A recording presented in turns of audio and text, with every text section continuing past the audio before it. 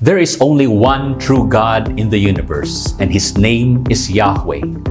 However, in our world today, many people worship hundreds and even thousands of gods and goddesses. They make drawings, photos, and sculptures of them to worship them.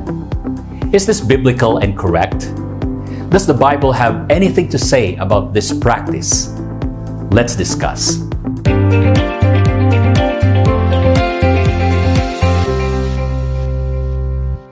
We are currently doing a series on the Ten Commandments.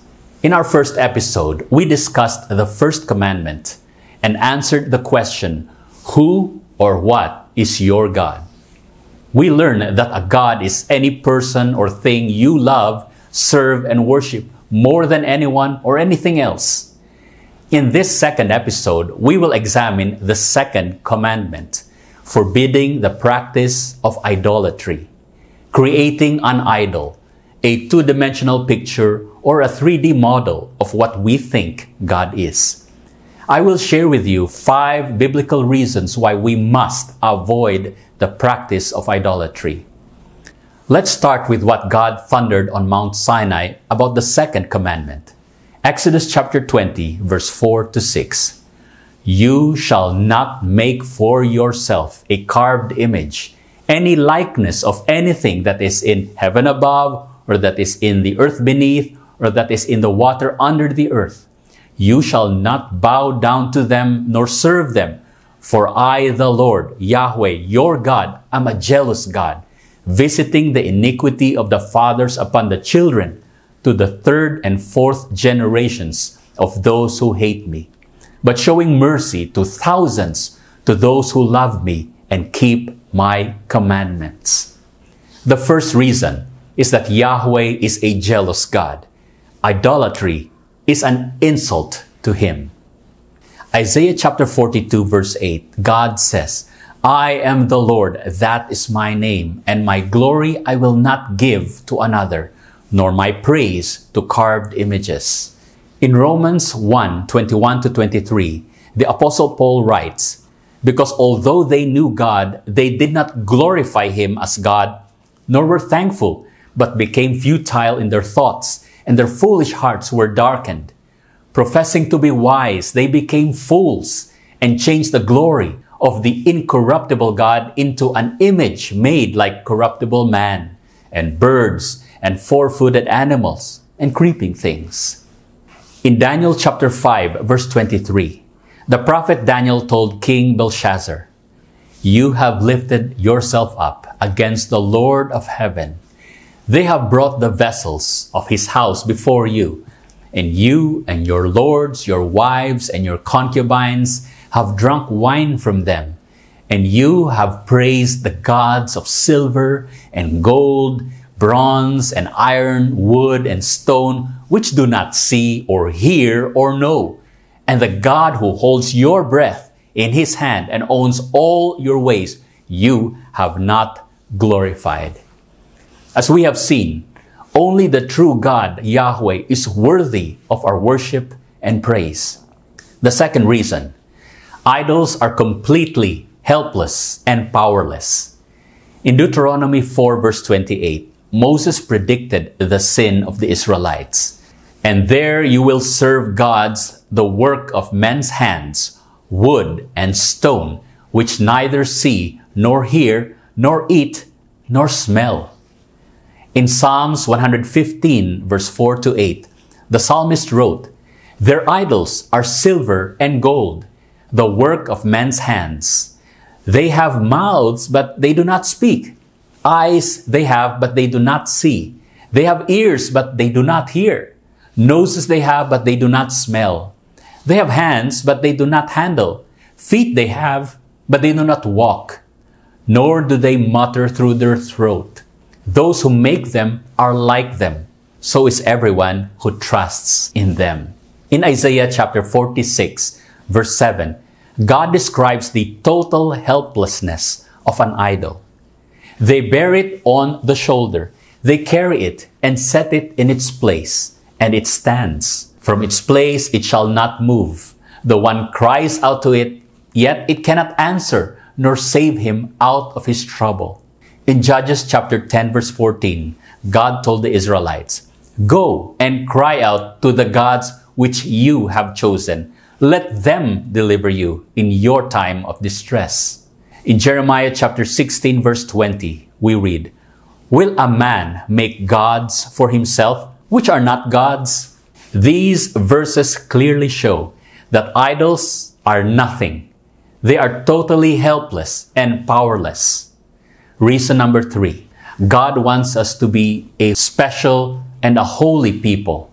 In Jeremiah chapter 10 verse 2 to 5, "Thus says the Lord, do not learn the ways of the Gentiles. Do not be dismayed at the signs of heaven, for the Gentiles are dismayed at them. For the customs of the peoples are futile. For one cuts a tree from the forest, the work of the hands of the workman, with the axe. They decorate it with silver and gold. They fasten it with nails and hammers, so that it will not topple. They are upright like a palm tree, and they cannot speak. They must be carried, because they cannot go by themselves.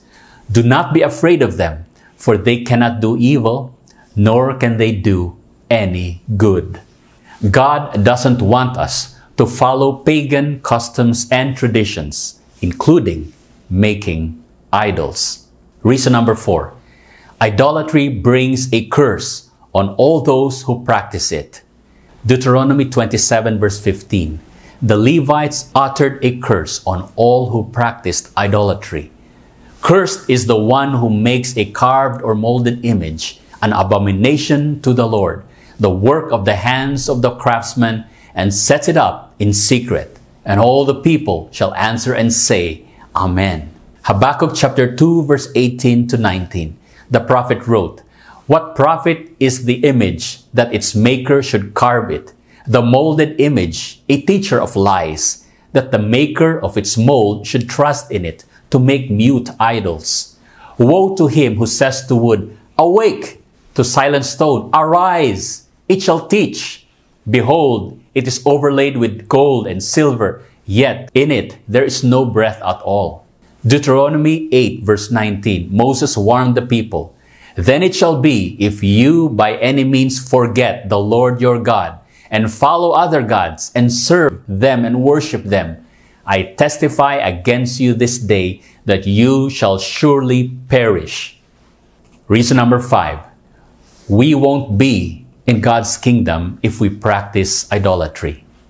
In Galatians chapter 5 verse 19 to 21, Paul warned the early Christians, "Now the works of the flesh are evident, which are adultery, fornication, uncleanness, lewdness, idolatry, sorcery, hatred, contentions, jealousies, outbursts of wrath, selfish ambitions, dissensions, heresies, envy, murders, drunkenness, revelries, and the like, of which I tell you beforehand, just as I also told you in time past, that those who practice such things will not inherit the kingdom of God."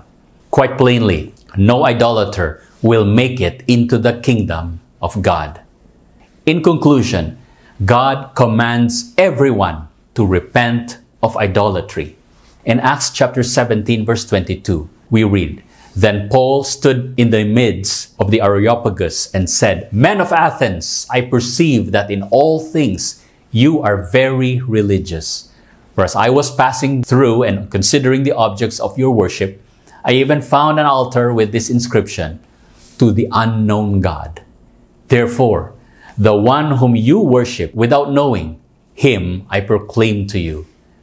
God, who made the world and everything in it, since he is Lord of heaven and earth, does not dwell in temples made with hands, nor is he worshipped with men's hands as though he needed anything, since he gives to all life, breath, and all things.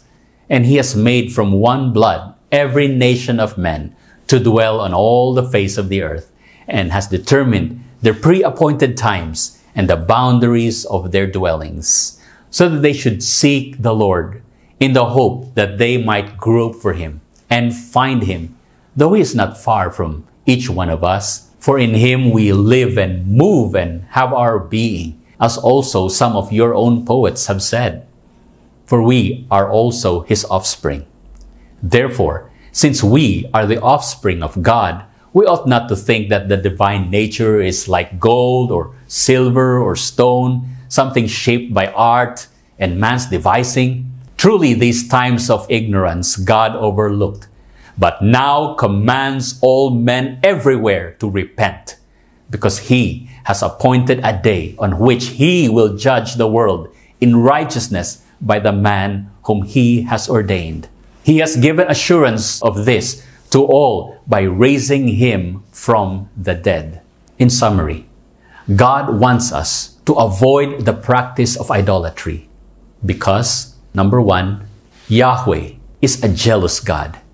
Idolatry is an insult to him. Number two, idols are completely helpless and powerless. Number three, God wants us to be a special and a holy people. Number four, idolatry brings a curse on all those who practice it. And number five, we won't be in God's kingdom if we practice idolatry. Some have rationalized that they are doing this to represent God. They're not making an idol of another God, but the true God. Still, it is idolatry. Whether it is the statue of the Virgin Mary, Jesus, one of the saints, the Black Nazarene, the Santo Niño, the cross, crucifix, or rosary. We might have our own good intentions, but God's command is so clear. Notice these last three verses. Leviticus 19 verse 4. Do not turn to idols, nor make for yourselves molded gods. I am the Lord Yahweh, your God. 1 Corinthians 10 verse 14. Therefore, my beloved, flee from idolatry. 1 John 5:21. Little children, keep yourselves from idols. Amen. God is spirit. He is holy, righteous, and perfect. He doesn't want us to create any kind of visual representation or reminder, a crutch, if you will, in our worship of Him. He is so great and so awesome that He wants us to seek Him, pray to Him, and worship Him in spirit and in truth. In John chapter 4, verse 24, our Savior said, God is spirit, and those who worship Him must worship in spirit and truth. Until next time, this is Daniel Macareg of Biblical Truths TV, reminding you to always be growing, to always be giving, and to always be grateful.